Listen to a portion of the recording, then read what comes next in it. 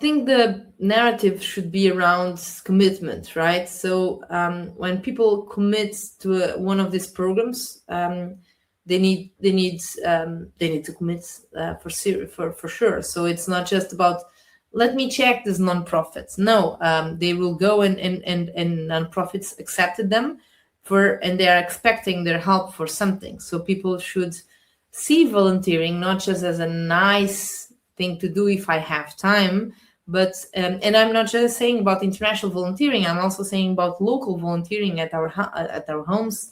That it's a commitment that people are expecting something specific from us, and that should be kept. This level of commitment. No, it's not hard because the protocols are in place. So, for example, what's hard is to manage the expectations of the volunteers, but we do it from the beginning. If any people know what they come for, so they know that they will not touch a single wolf. They will not pet them. They will not.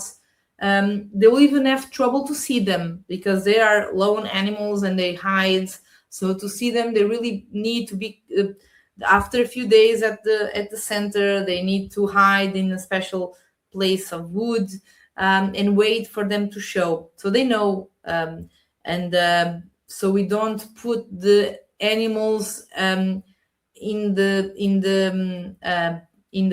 place of satisfying the needs of the volunteers. The animals are there to be supported in the ways they need, and the volunteers need to accommodate to that project. So it's in the case of the wolves, in the case of the other projects as well. So yeah, no animal, wild animal sanctuary, the volunteers touch the animal. So that's why we created internships for people to practice their skills in a real internship where they're not just asked to make copies and serve coffees. They do real work at the nonprofits, and that's what we created. Business internships, communication internships, veterinary, engineering, marine biology internships, a lot of different things that are related with the expertise areas where that students are learning, and that and correspond to a need of nonprofit.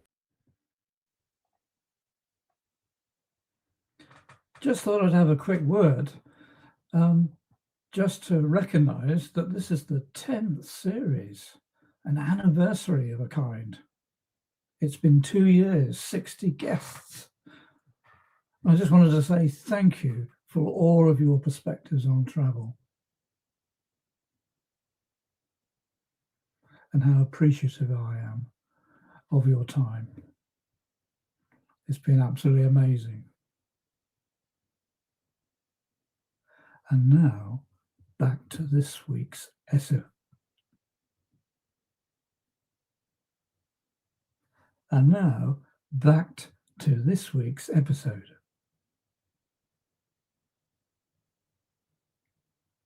And now, back to this week's episode. And now, back to this week's highlights.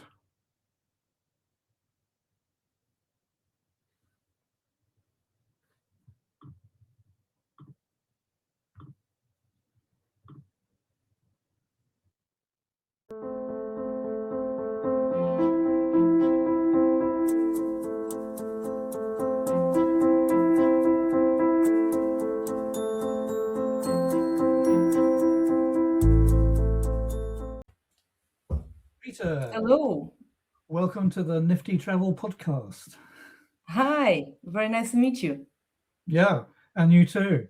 And the first thing I always like to ask my guests is about your earliest memories of travel. Well, my earliest memories of travel is that the first was when I took a flight. First time I took a flight, right? I was, I think, 8. And my mom keeps telling me the story where I said, I did the countdown. So, Mom, it's 30 days to fly. Mom, it's 29 days to fly. Mom, it's 28 days to fly, until was the time to fly. It was a flight to Madeira. an island in Portugal.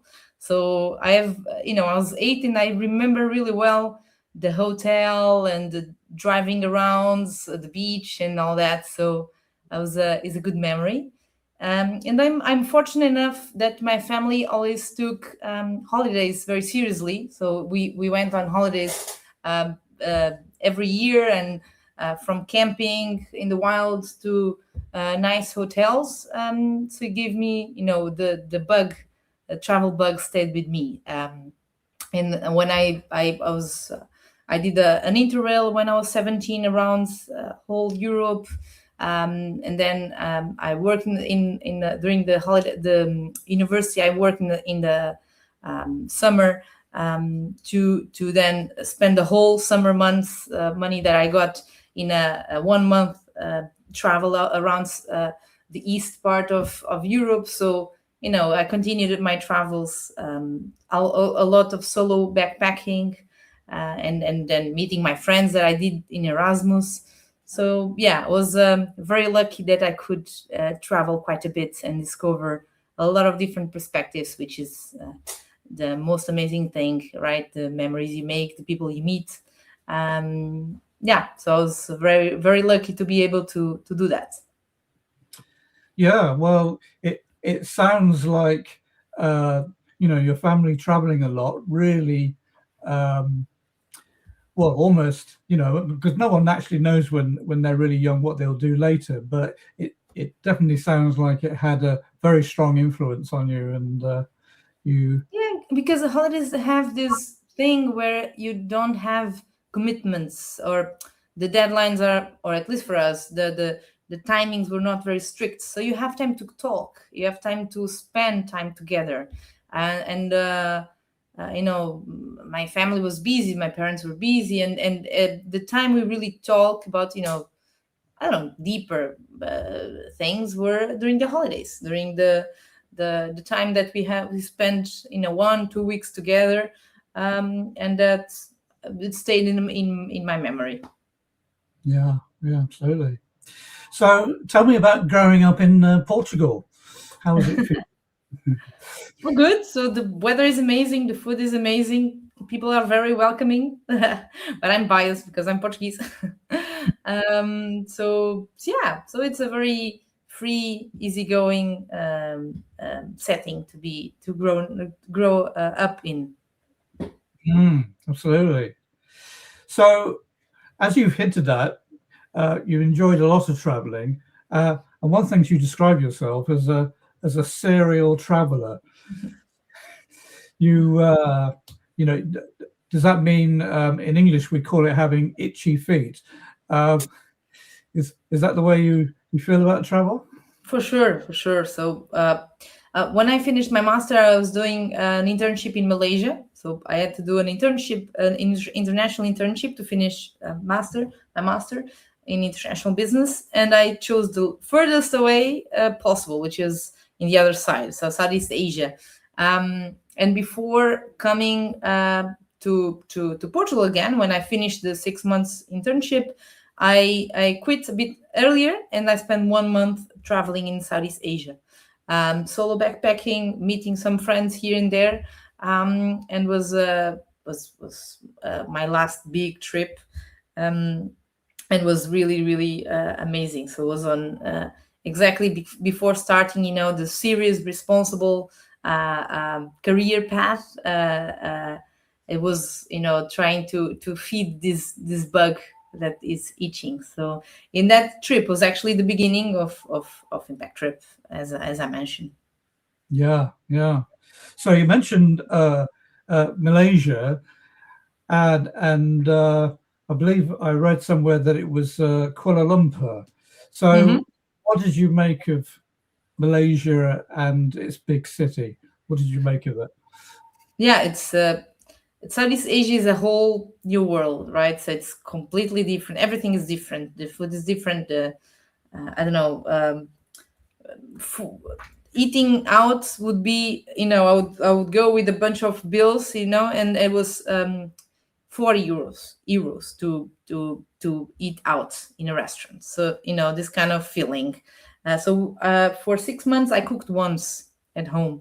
and it was just because I missed, the feeling. So we would get, my friends and I would say, okay, where would you spend the weekend? And we'd get a flight for 10 euros and would spend the weekend in an island. This would be the kind of freedom that we had in Southeast Asia. It was super, super safe. I was walking around alone as a girl, and I never felt unsafe. The internet connection is better than in some parts of Europe, in Portugal for sure. So I would be, I would get a bus from somewhere in Malaysia to Laos, and in the meantime would stop in a random bus stop in the middle of nowhere. There was no bathroom, but there was Wi-Fi. The kind of contrasts that you would see. And you would go just for Brunei, and you'd see that a golden palace next to the most impoverished neighborhoods, and you'd eat a meal for 39 cents. So it's you see amazing temples, you see incredible forests. So the hikes are amazing, and everything is in a different weather. So it's very exotic weather. So and then the people. So you meet amazing people with completely different perspectives. And it was the first time I said I'm from Europe, because no one knew Portugal. So I was, I'm from Europe, and I was like, okay. So it was very interesting, this perspective of saying I'm from Europe. Was the first time I ever said it. So it's very, very. Kuala Lumpur is a big city, but the city center where my work was is very tiny and very westernized. So there was a Spanish restaurant, an Italian restaurant, this 3 or 4 European burger place, and 3 or 4 European restaurants, and then everything was Chinese, Indian, Malay. So it's the lifestyle is really laid back, really slow, and that's really cool. Yeah, a lot of the things you're describing sound a little bit like Thailand, sort of the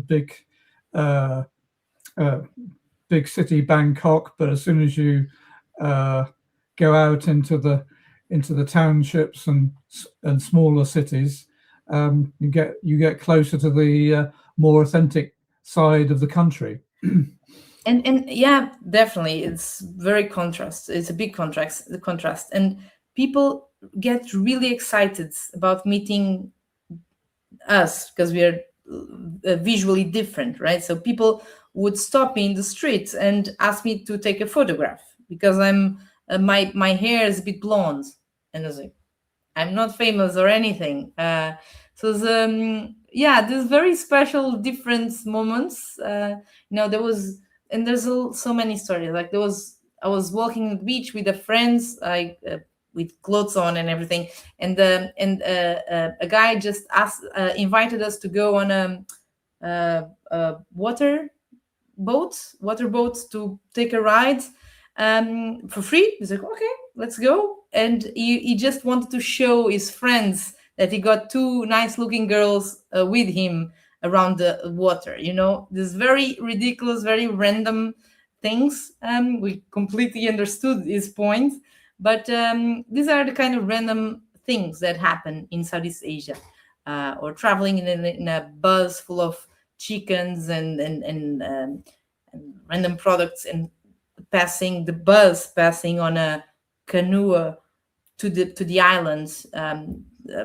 So it's very, very random things that make it very unique. Yes. Well, I've only been through Kuala Lumpur airport, and it was a most extraordinary experience.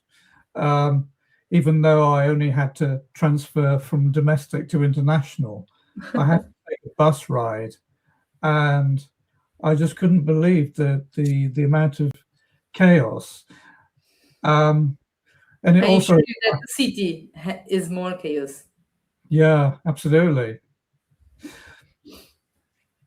I wonder what you think of whether you had a chance to look at any sort of Malaysian beaches, because I found them quite surprising. I just wondered what your take on them were.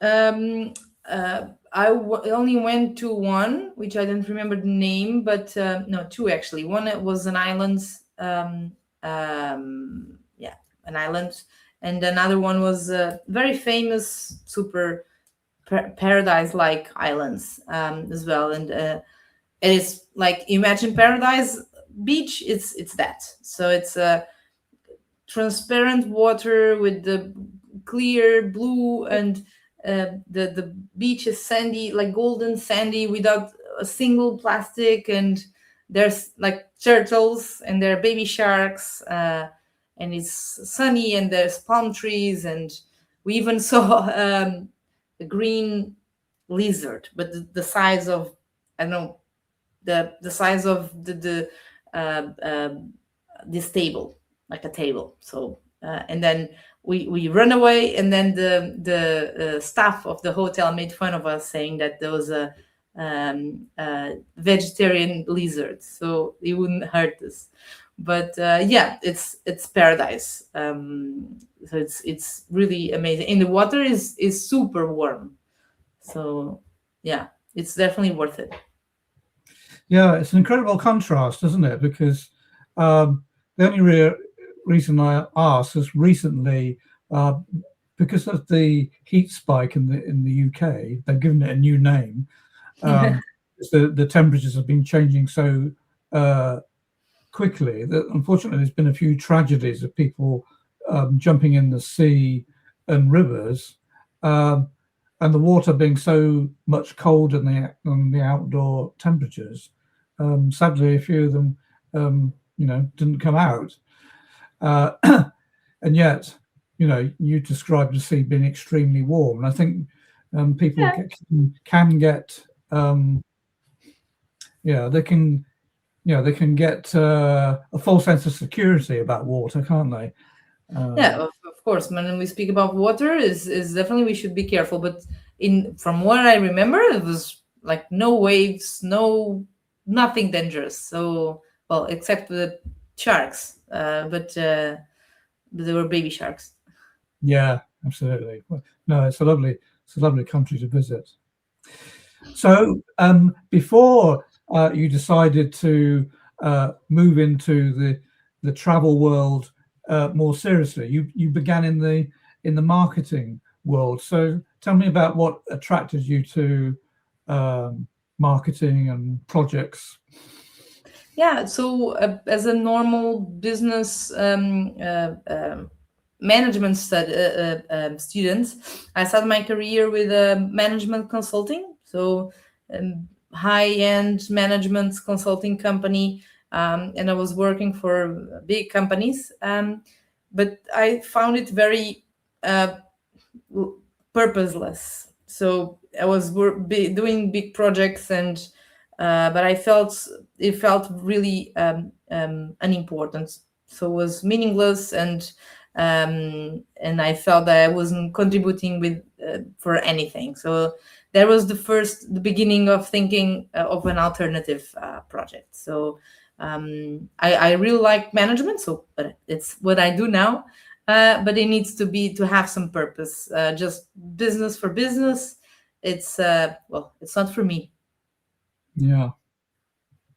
So you now run several companies, but you first started with the one that you recently celebrated 10 years with, called Impact Trip. How did the idea come about?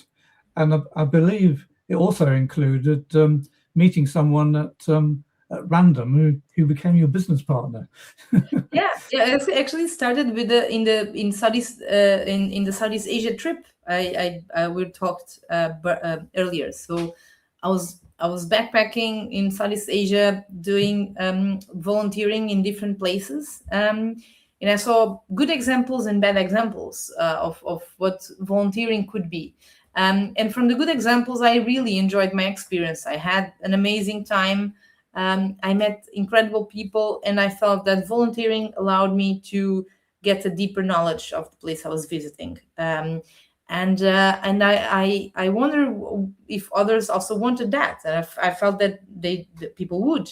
And when I came back to Portugal, my beautiful country, there was nothing like this, and there was very few options in Europe. Nothing very easy to book.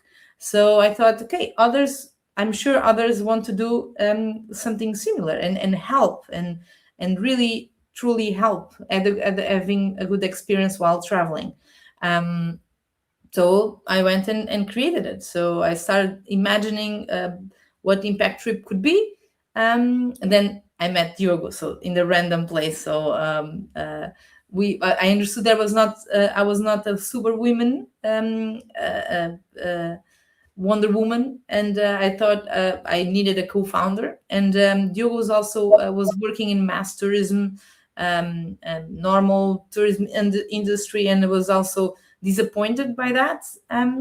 So when I shared with him what I thought about Impact Trip, we were totally aligned, and we started working together despite not knowing each other at all. So we spent 1.5 years working together without receiving a paycheck. And finally, we could kickstart the company and start receiving, at the time, minimum salary, which was 600 euros. So as I still remember. So we started slowly working together. And still today, we are working together and very aligned, and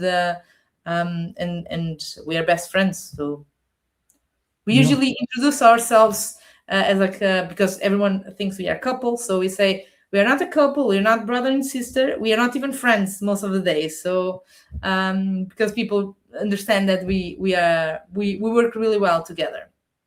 Yeah. Well, the interesting thing about entrepreneurship is when we begin with an idea, we have a feeling for what we want to create. Then it becomes what it needs to be self-sustaining. And having now run it together for over 10 years, it may have then, it may have now transformed to something slightly different. So, for sure. When you think about from when you started it to when it got going, I mean, how many changes do you think you've seen in that time? 1,000. So, of course, we had an idea about responsible travel in the beginning, but first we tried short-term experiences, 1 day, 2 days, 1 week, and then we tried different angles, different programs, and we finally came with the model that we are working together today, still today, of 1 year of iterations. That we promote international volunteer programs that run from 1 week to 3 months in areas like marine conservation, where volunteers can dive and collect trash out of the ocean, food rescue, youth support, forest conservation, supporting people with disabilities, supporting the unhoused, supporting sustainable fashion, upcycling. So a lot of different ways that volunteers can have a positive impact locally. And we take care of all the logistics. So we pick the volunteers up from the airport, the accommodation, the meals, insurance.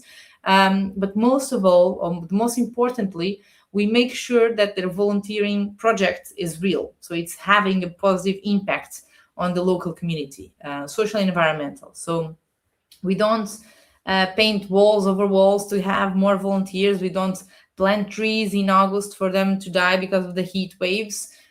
We make sure that the work that the volunteers are doing is real, is impactful, is contributes to the long run of long impact of that the non-profits they are supporting are doing their field work. So I think that's it's the first principle we wanted to create the impact trip based on, is that the volunteers will have real impact and will not just treat them as clients and get as many clients as possible. So this responsible travel principle remains with us till today. Sometimes we receive groups that tell us, okay, we want to plant trees, and it's July, and we say we can't. No, we have this and this alternative. Otherwise, we can't do it. We prefer to refuse clients than make something that is not according to what we believe. So, but to answer your question, to arrive here, we did a lot of different things. So it was not exactly this that we thought at the beginning. Also, we started in Lisbon, and then 3 years later, we were invited to start the programs to expand to Barcelona, and then we didn't think about that in the beginning, so we expanded to Barcelona, and then we got the travel hitching, so we expanded out further to Split in Croatia, to Rome in Italy, to Athens and the islands in Greece. So now we have programs in all across Europe in the same models, but with local teams, with people from the communities. But the programs are different from country to country, but the aim is the same: is to support and empower these nonprofits, social and environmental nonprofits. Yeah, there's a lot happening there.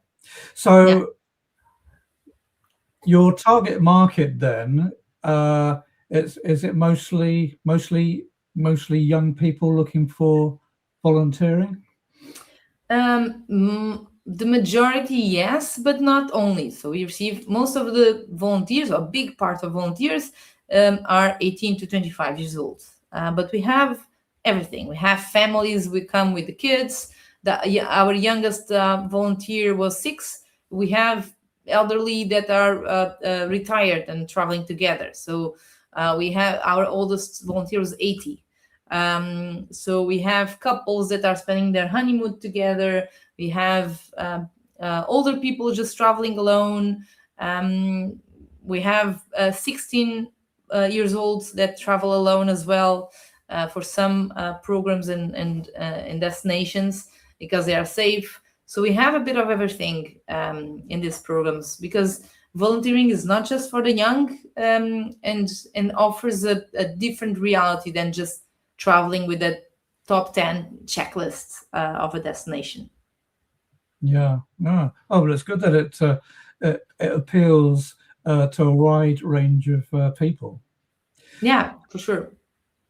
So when you say it's about changing how people travel, could you expand out a little bit on what? For sure. So if you go to a normal traveling package, you just go from place to place very quickly to get as many places as possible, and go there, take a photo, look at it for 2 seconds, and go away.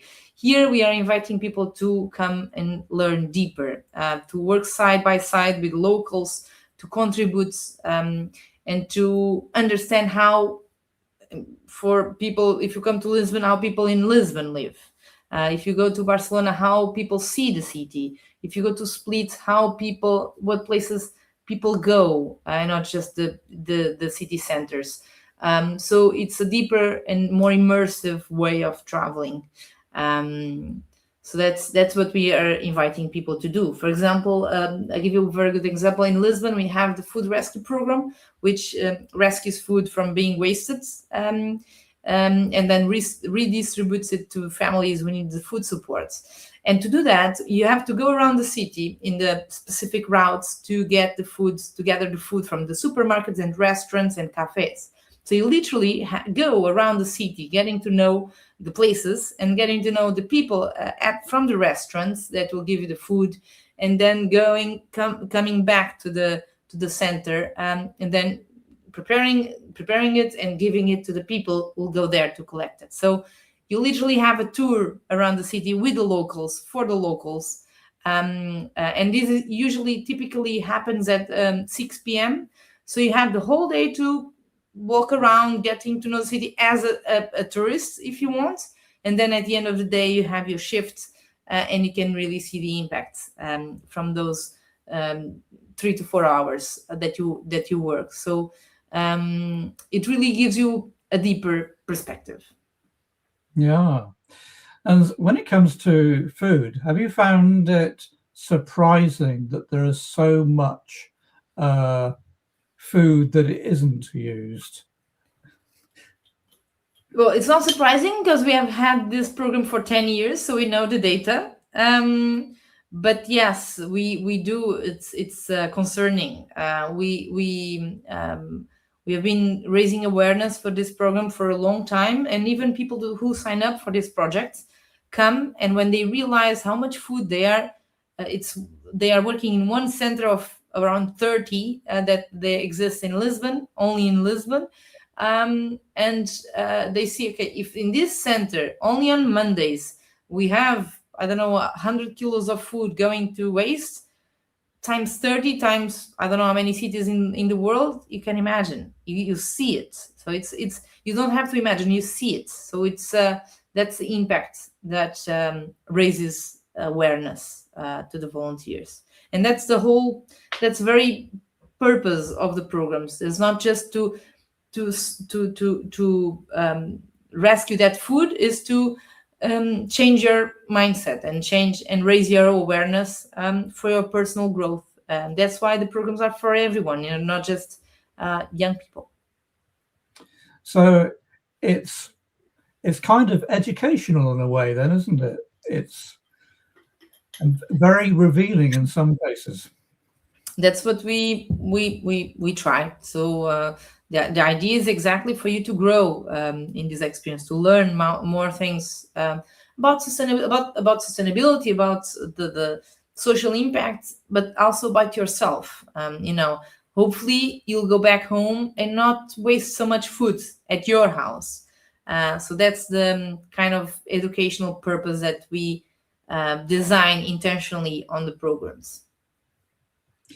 Now, you talk about responsible causes. Could you tell us a little bit about how you choose which ones to support in each of in your locations? Of course.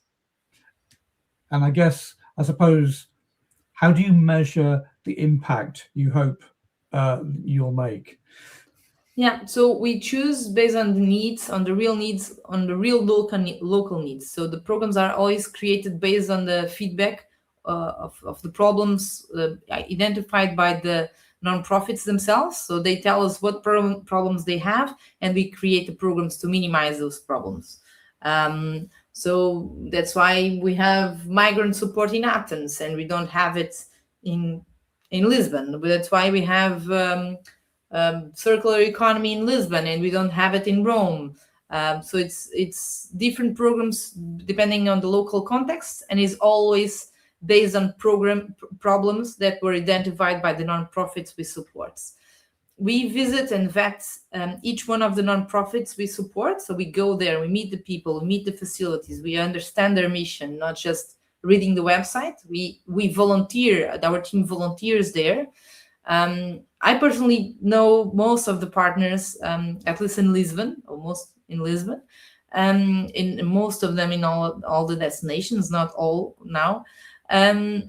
So our team, before sending any volunteers there and gets to know everything there is to know about the nonprofit. So we accept any nonprofits that works on social and environmental impact, that has a real impact, and that wants to receive volunteers. So we don't charge anything for the volunteering part. We don't pay anything to the nonprofits to take the volunteers. So it's a pure match between what they want to offer and what they need, what their problems, and what we can offer in terms of volunteers.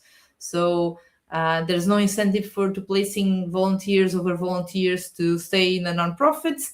It's really based on what our partners need and how many hands we can allocate to that particular project. So that's how that's how we select the projects. Then we have a policy like that settles that we support nonprofits, not enterprise or the states. That nonprofits cannot impose religion practices, that cannot there's a code of conduct, all this. But in general terms, it's nonprofits with real social and environmental impacts vetted by us. So that's how we choose the programs, the partners for the programs. So, for example, you can, if you choose to volunteer in youth support, which is working with kids, you don't choose the projects, the nonprofits you're gonna support. Our team allocates you to where you're needed based on the duration of your program, the dates that you're coming. So you might be teaching English to kids, to pre-teenagers, or changing diapers to babies from teenager mothers. So it's completely different tasks, and we try to match it with the skills and preferences from the volunteers. And then how we measure the impact. So we have a very rigorous way of measuring the impact of the project. So we use the logic model of inputs, outputs, and short-term and long-term, medium and long-term method. And we have a lot of KPIs, different KPIs per program, per destination to measure it. We publish an impact report every year since 2019. We are about to publish the 10 years reports from last year, so I'm very excited and a bit behind the schedule to publish it. So we publish all our impacts results on that report and publicly, and we try to be as transparent as possible. Well, it sounds very thorough, Rita. Very thorough indeed. Well, it's been 10 years. It's we are B Corp certified as well, so that's also gives us a layer of high standards that we have to meet, and that we are happy to meet. So yeah.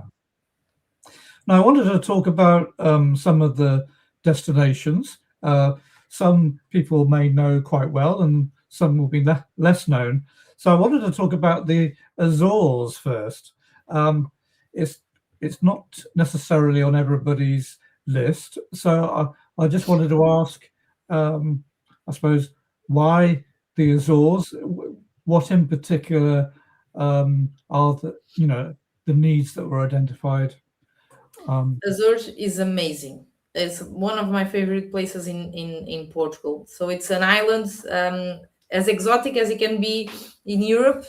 It's still Europe, but it's in the middle of the Atlantic. Everything is green. There are cows everywhere, and it's the best place for hikes. We have actually a teen summer camp happening now in July, where the activities are completely different, from sustainable farming to youth support to all kinds of projects for the teens, for the 14 plus years old teenagers, to have a first contact with international volunteering, and to get to know the locals and to get to know Azores through volunteering. So I'm super excited. This is the first edition of the summer camp that we are doing in Azores. And yeah, so it's not a super well-known destination yet, but it's definitely worth to try and visit. Yeah, absolutely. Now, I was interested that you have a presence in Barcelona, because people tend to think of Barcelona as a highly congested city, a place that has rightly or wrongly attracted attention for allegedly having too many tourists. So I assume that the projects that you run from there are not necessarily in the city itself. Yeah, so over tourism is a problem in Barcelona for sure. Our programs are where the nonprofits are. So it's some of them are out of town, but Barcelona is a huge city and is very easy to reach by public transportation everywhere. So some of the nonprofits are completely in the outskirts of the city. Some programs are completely in the city center in most amazing locations. But our accommodation is outside the city, so it's next to the airport. It's also a foundation, so it's a nonprofit that has really cool social and environmental projects, super sustainable building.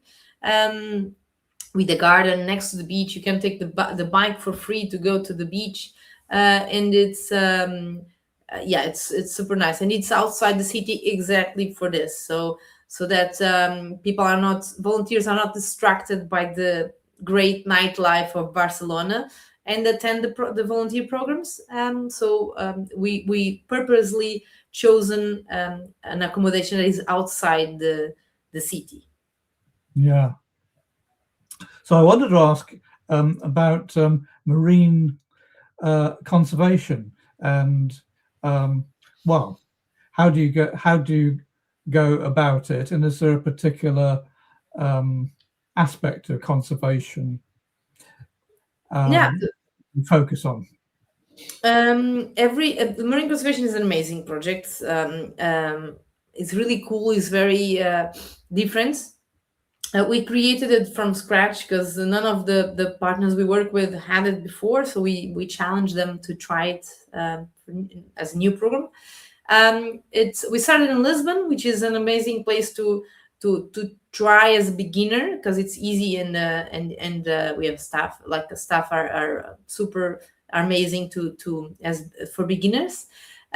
We have it in Barcelona, which they are solving a really important problem because it's a 10 million people city, and the sewage and the water pipes system is not good. So if at some point the city, just when it gets full or the flood or something like this, it releases some of the things that shouldn't be released to the sea. So that's something that it can be. So one of the projects we have in Barcelona is to collect the wipes, the wet wipes where we clean our hands with, that go to the sea, and that is a big environmental problem. So we are collaborating also with the local university to collect data on that, to understand how that is affecting the marine life, to understand how we can solve the problem at source and not just cleaning after that. So that's a different aspect of the Barcelona, and we can dive in Barcelona all year round from January to December. So it's really, really great. In Lisbon, for example, we are partnering with Sea Forest to try an experiment to plant kelp. Exactly, because it's a sea forest. To plant a sea forest absorbs more CO2 than a normal forest. So that's what we are trying to do in the Cascais Bay. Then we also have the marine conservation program in Split, in Croatia, in Omiš, more precisely, and it's a bay at the end of a river. So it's the destination where we have the best visibility. So you can see the sea for a long distance, and it's really beautiful scenery because you have the mountains behind and you have the river, and then you are diving in the sea. So that's also very big contrast, and it's good to have more to advance your certification. And finally, we have the diving program also in the Greek islands, which is like paradise, like the islands in Malaysia that we are speaking. Clear blue water with there are a lot of marine life. It's amazing. It's you can dive in caves, you can dive in sunk ships. So it's it's the most beautiful place to dive from the four. So it's also very specific because it runs only from May to August. So it's an island as well. So it's quite different from the others. So as you can see, in all four, we collect the divers or the volunteers learn how to dive and collect trash out of the ocean. The type of trash is different, the type of dives are different, but the aim is always marine conservation. Yeah. So as well as helping them, so are you saying that they can learn to dive and get diving certificates as well? Yes. If they've never done it before? Yeah, we get a lot of beginners. You can be you can never you can be totally new, never been diving in your life, and you get in the first week you take the open waters, so you learn the security and all the processes to dive in a more autonomous way. So, and the longer you get, the more certifications you get. You get the rescue, you get the marine ecology specialty. So you get a lot of knowledge about marine ecology in these programs. Yeah, that's fantastic. Well, when I had the privilege of going to the Great Barrier Reef, one of the things they were sharing with us there is, of course, they suffer their corals suffer from bleaching, and part of the thing that they try to do is sort of restorative work in terms of the forest under the water, putting cages and into deep. Is there something? When you were talking about underwater forestry, is that a similar sort of approach? You dive to insert new life into areas.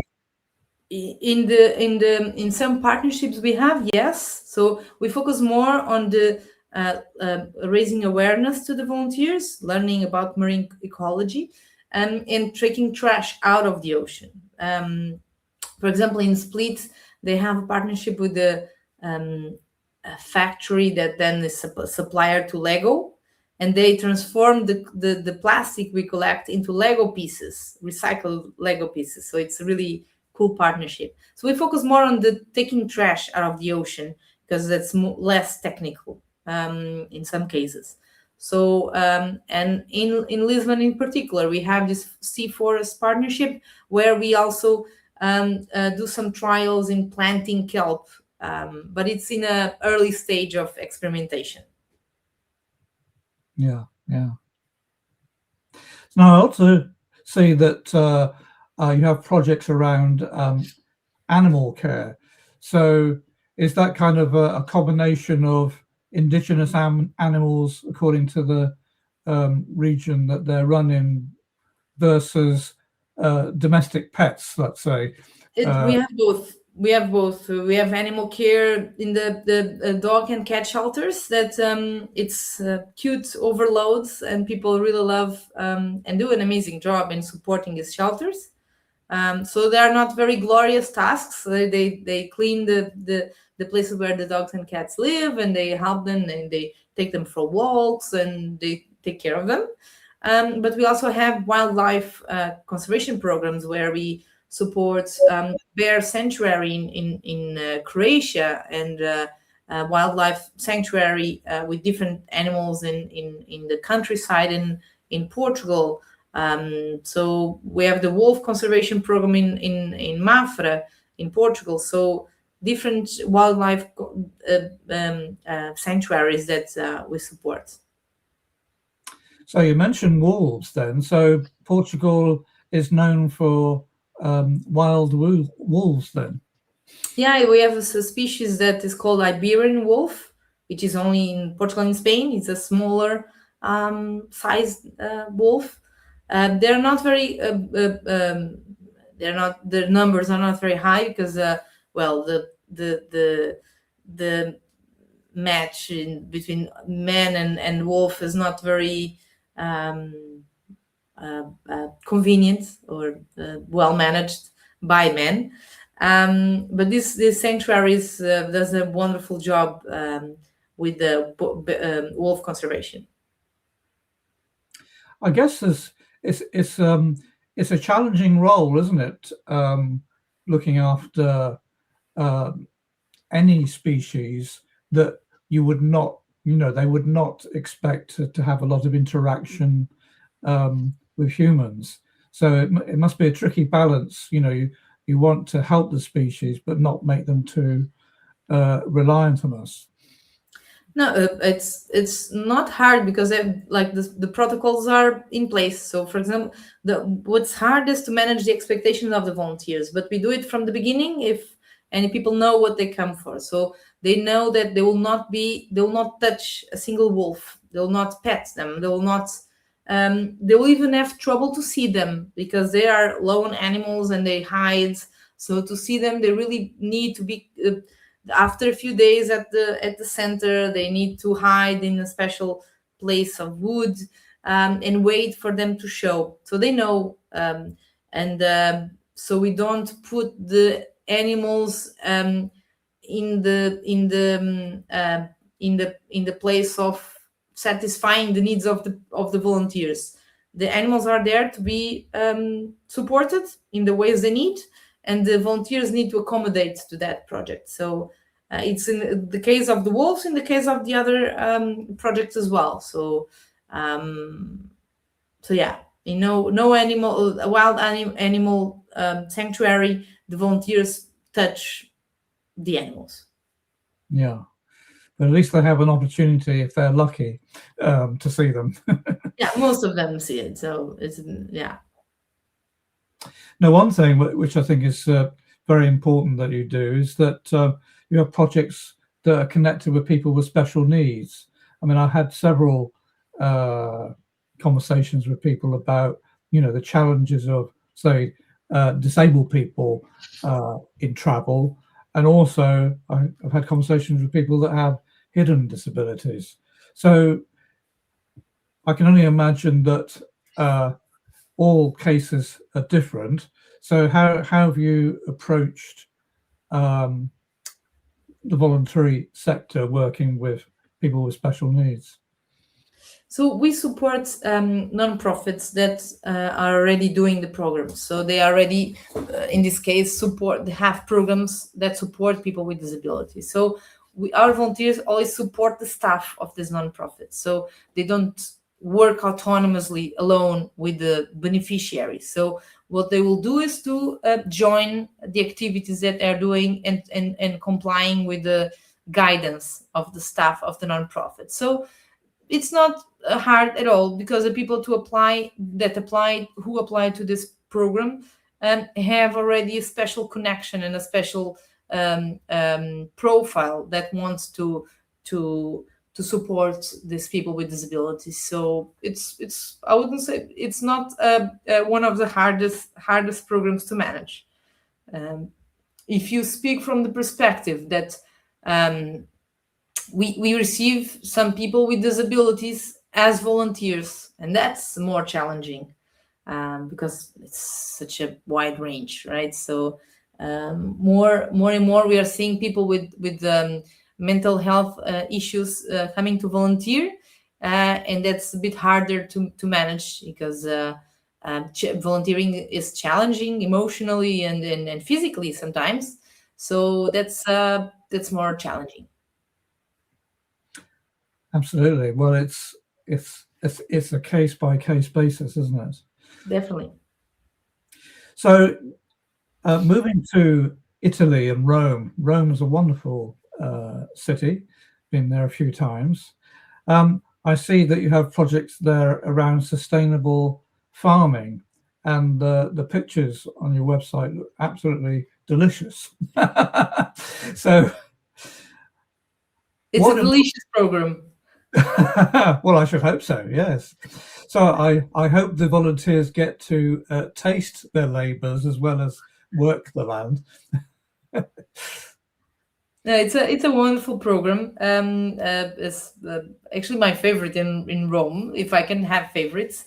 Yeah, the cooperative that the nonprofit we support is super cool. Like the staff of the project is super proactive. They do wonderful initiatives to support the local community, and our volunteers help in many ways. So they, for example, they wrote an amazing love letter to us in this for this 10 years impact report, because we have been working with them for many years.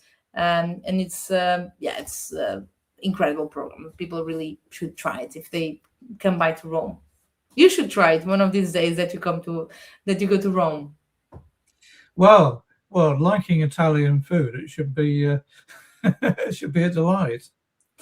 Now, another thing that you have an interest in is teaching languages. So it's not all about teaching English abroad. It's also about the languages you come into contact in these countries. So how do you weave that into your projects? Because that's is it purely about the language, or are you combining it with other things? Yeah, of course we are combining. We always all our programs have a purpose. Are purposeful. So yes, we got feedback that people wanted to learn languages in a more purposeful way. And everyone knows that one of the best ways to get to learn a language is to practice it, and practice with locals. So that's exactly what we offer. So people learn. The program is basically having an intensive language course in the mornings, and in the afternoons they go volunteer to a people-based volunteering project, for example, with kids. So kids don't know English, so you have to practice your local language to support them. Or the food rescue project I just mentioned, for example, they can work alongside with the locals, and they practice their Portuguese that they learned in the morning. So it's a program that combines learning a language in a school setting, classroom setting, with a practical experience in local, real contexts. So I think it works really well. Yeah. No, it's a much. And we have it. Yeah, we have it in Spanish, in Italian, and Portuguese. Excellent.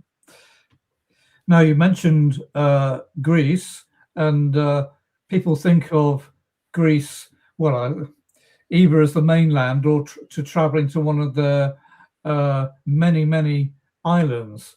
You mentioned two. How did you come to choose the two that you have?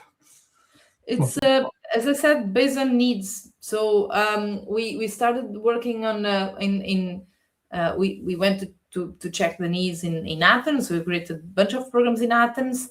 Then we were invited by a diving school, actually, from Alonisos, and then we started the marine conservation in the Alonisos Island, and it's the island in front of where Mamma Mia was filmed, so you can imagine the wonderful scenario. And then Lesbos, we were invited to start a program there by a refugee supporting nonprofit that does an amazing work there. So it's always based on the problems. We go after the problems. Yeah. We're always looking for problems. It's the opposite of people.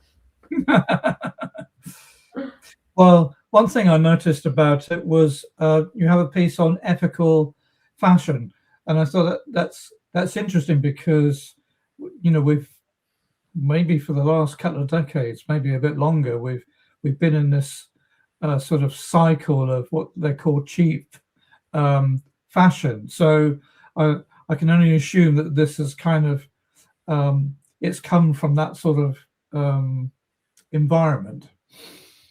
No, for sure. We also have our personal preferences, and ethical fashion is something a cause that really resonates with me personally.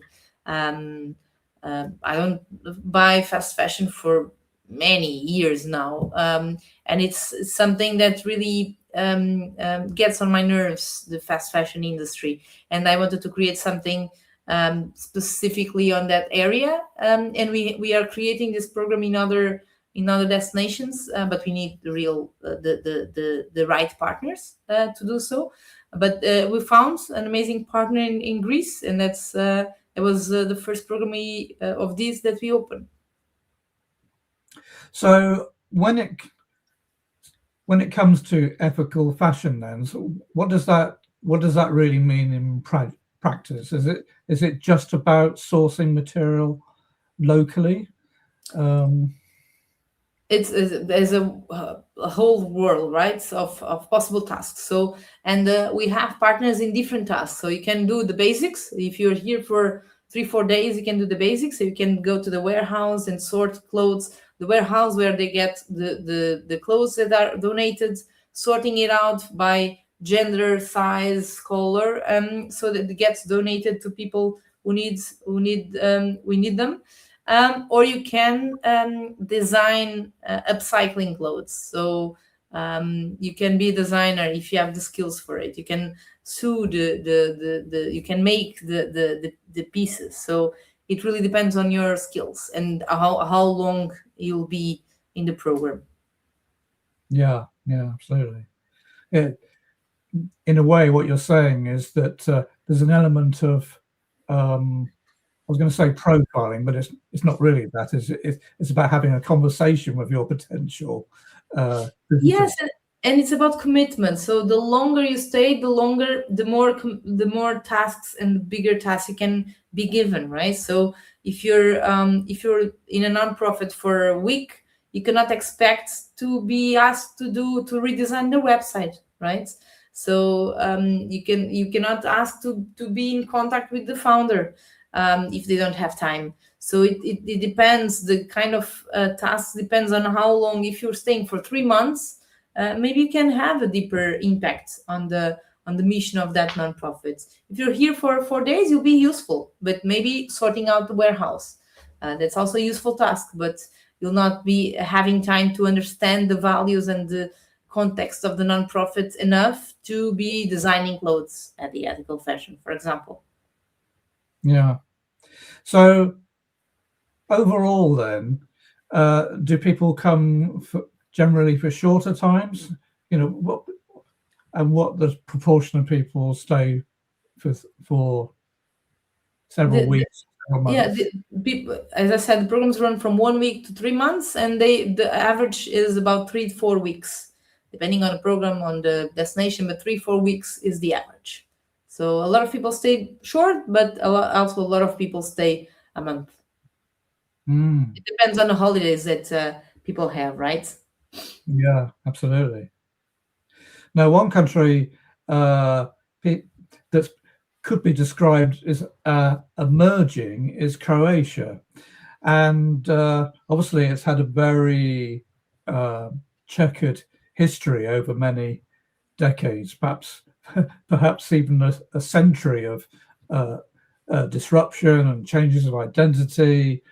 But now it comes up in the conversations of where solo travelers go, where digital nomads will go and base themselves.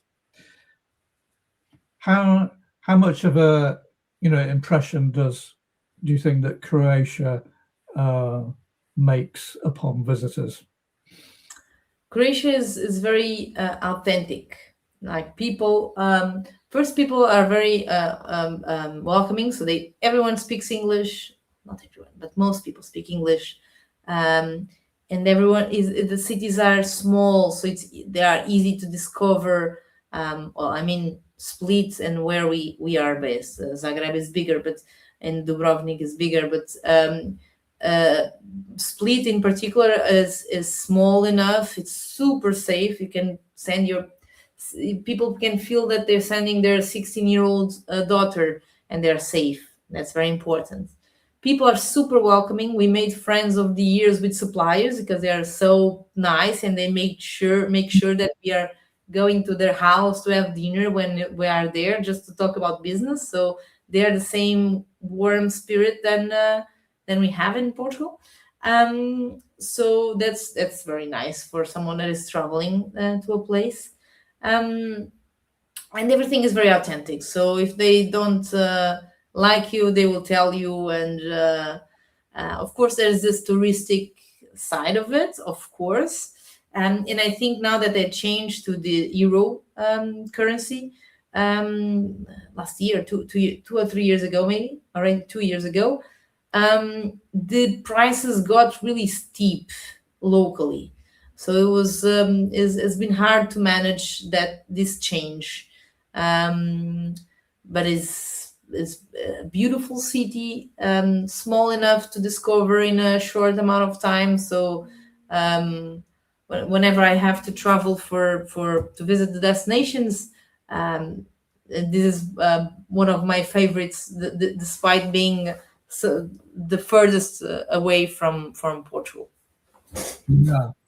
Do you think Croatia is one of those destinations that when it emerged from its troubles, it turned to tourism because maybe they felt that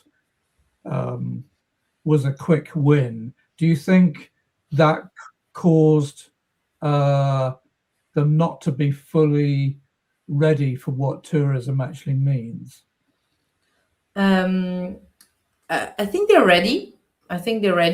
And I think they turn to tourism because the city is really beautiful. So it's an easy way of looking at it. Like, people want to see it. They are ready. I think just as a country in general, not just Split, they are not very yet focused on sustainability. Like, we had big troubles to find a way to recycle the trash we collect from the marine conservation programs, for example. And when we started maybe 8 years ago in Split, people still didn't know how to recycle. So in terms of sustainability, is still in early stage, and that's for us, because of responsible travel perspective, it's still lagging a lot. And of course, everyone knows the travel environmental footprint, and in that regards is not ready to handle it, for sure. But in terms of the tourist perspective, normal tourist perspective, they're very, very much ready. Well, the countryside looks amazing, and I was interested to know that they have bears. So I suppose similar to wild wolves, you don't actually meet any bears, but you help the environment that they live in. Yes, but in this case, it's easier to see them because they don't hide. So you see them all the time. I saw them, and I spent just a couple of hours in the first visit I did. So it's much easier to see. They have a place where they live, the ones that cannot be in the wild, and they have another place where they are in the wild. So you can also go there and expect not to see one of the wolves, of the bears. So yeah, it's an amazing sanctuary in a tiny village in the mountains of Croatia. Wow. And some of the pictures you have of the coastal towns, they appear to have a Mediterranean feel about them. Yeah, no, they do. It's just the big difference to the beach is that they have a rocky beach, and most people prefer the sandy ones, but they are very proud of their rocky beach. So that's something they really enjoy. Yeah, and I see sailing is quite an important element of your presence in Croatia. It's a new project, actually, a new program that we just launched this summer. It's an experiment. It's very different from all the other programs. Is that you are in a boat for 7 days, living in the boats and doing marine conservation, basically. Marine ecology. You do beach cleanups, you do snorkeling, and you raise awareness to the local businesses around that. So it's very different from the other programs, and we are testing the model this summer. Well, hopefully it goes well. It's a nice place to go sailing. Now, I wanted to ask about internships. I was very interested to read about that.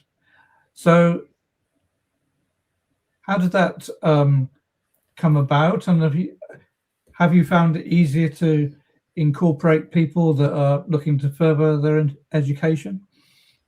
Yeah, so what we understood was also that nonprofits for some tasks needed more longer commitments, longer and more intense commitments. So that's why we created internships for people to practice their skills in a real internship where they're not just asked to make copies and serve coffees. They do real work at the nonprofits, and that's what we created. Um, Business internships, communication internships, veterinary, engineering, marine biology internships, a lot of different things that are related with the expertise areas where that students are learning and that and correspond to a need of nonprofits. Yeah.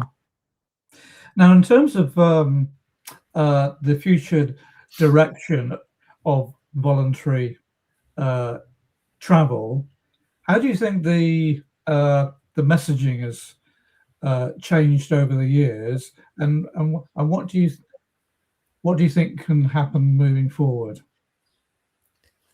I think the narrative should be around commitment, right? So when people commit to one of these programs, they need to commit for sure. So it's not just about let me check these nonprofits. No, they will go and nonprofits accepted them and they are expecting their help for something. So people should see volunteering not just as a nice thing to do if I have time, but and I'm not just saying about international volunteering. I'm also saying about local volunteering at our homes. It's a commitment that people are expecting something specific from us, and that should be kept this level of commitment. So I think in the vision for the future is to continue to raise the importance of this, of people committing to what they set up to do, and that's what we try to do every day with the groups of volunteers that we receive. Well, in terms of wrapping up our conversation today, Rita, I just wanted to sort of get a feeling for what kind of traveller would you like to see emerge from the experiences that you put on over? Well, I mean, we've talked about a wide range of experiences that people can choose, and they have different lengths of time they can go for their journeys. What kind of traveller would you like them to become as a result of having these experiences? Yeah. Well, I hope that people get a bit inspired. So we know that 2 weeks of volunteering, a month of volunteering will not completely change the world, but it can change the view of the perspective of the person that volunteered. And we have been doing for 2 years now a long-term impact study that understands the long-term impact of the volunteer program. So we do a survey 1 month after they finish, 1 year after they finish, and 5 years after they finish to understand the change in knowledge, in attitudes, and in behaviors. And what we are already seeing in some of the responses is that people, in some cases, they do get inspired and they change their first awareness. So as we mentioned, like people that are in the food rescue program might start wasting less food at home because they are aware. Then attitudes, they might start telling others to recycle and to compost and to close the cycle of food waste. And then behavior, so they might start their own nonprofits. So we have the stories of volunteers that finished the programs and started their own nonprofits and changed study fields, changed career paths. And that's what we hope some of the 7,000 volunteers that already passed through Impact Trip, that some of them got inspired in the most small ways. That's the goal, to change in small gestures their perspective to be a better person, to change, to leave the world a little better than what we found. So that's what I would love for that to happen every day. Yeah. And that's a positive way to finish our discussion today, Rita. Well, it's been absolutely fantastic having a chat with you. And thank you very much for sparing your time to have a talk with us today. Thank you so much for an invitation. It's a pleasure. Always pleasure to speak about responsible travel and what we do at Impact Trip. So I really thank you for having me, and thank you so much for the amazing channel.